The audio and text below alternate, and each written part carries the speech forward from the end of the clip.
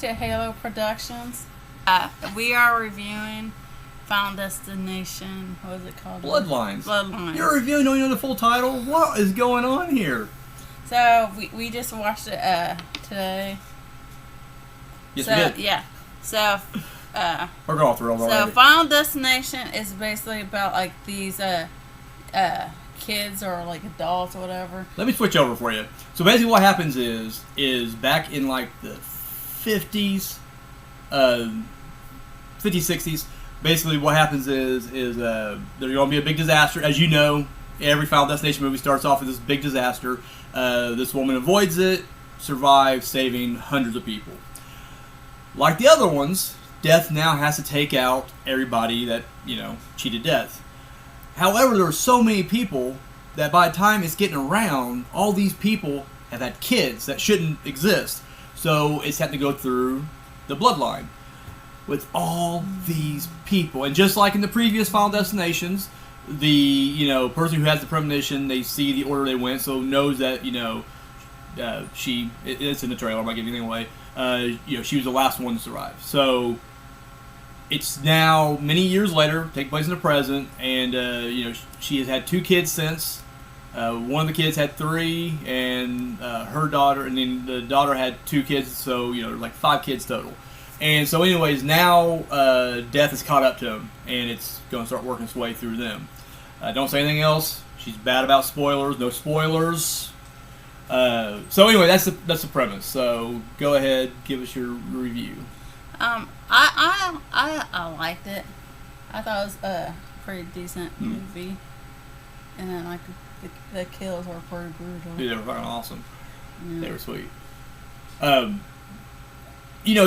We just watched it. I like to kind of let a movie digest for a couple of, at least a day, a full day, at least a full me sleeping on it before I kind of go too deep into it. But I really like this movie. I mean, I'm a fan of the franchise anyways. I like the nose. Oh, yeah. I think it was in the trailer. It was in the trailer. Was it in the trailer? Okay. Yeah.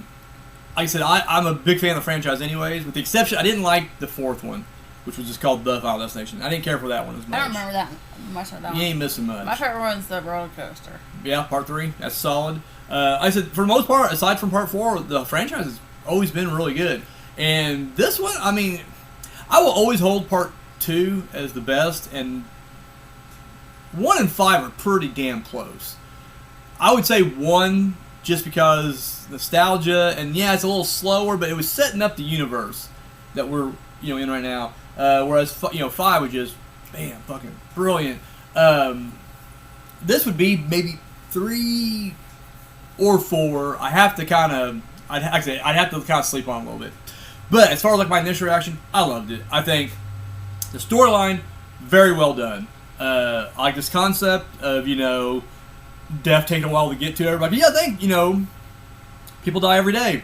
So it's not like he can halt that just to wipe out. It makes sense that he's slowly working his way through it. And then you get people who kind of discover, much like people have, throughout the franchise, that there's a way to prolong it, try to cheat it, try to get away, whatever you can do to prolong it. And so, you got that. Of course, we know Tony Todd's in this one as well. It was kind of sad seeing him, because, as you guys know, he's already passed away. And this was his last film. He's really skinny.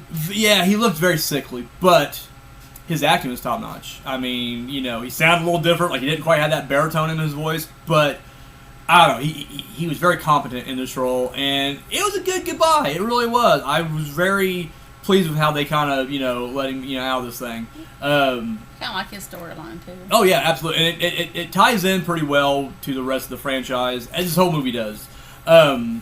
Yeah, like I said, I don't want to go too much into it without spoilers. Again, the kills are good. For the most part, the acting's alright. There wasn't really... To me, the standout was the dude, the parasite that you talked about. I forget his name. I think it's like Ryan Long or something like that. He does a lot of... I think his name was Eric or something. I mean, the actor. Yeah. But, I've seen him on YouTube and TikTok a lot. Like, he's a comedian. I think he's brilliant. That probably went a long way, but I liked the relationship he had. That's the other thing. I feel like with all the other franchises, or the movies in a franchise, it's usually strangers. I mean, every now and then you get some family members involved, but for the most part, it's usually strangers or loose friends or whatever. But I don't know, you're not rooting for anybody really. You're just kind of wanting to build up to these death scenes.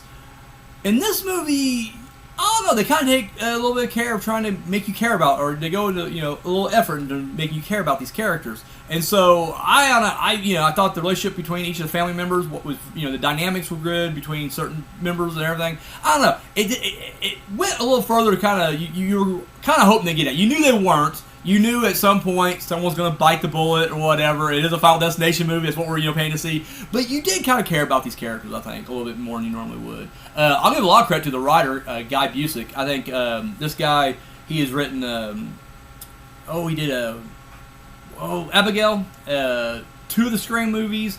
I think he did Ready or Not. Like, the dude's a heavyweight when it comes to horror films, and I'm a big fan. And I don't know, when I saw his name at the end, I was like, well, go figure. Like, this dude just knows how to write horror. He did a great job. He co-wrote it. I should mention that he did co-write it. But I see. You like it? Yeah.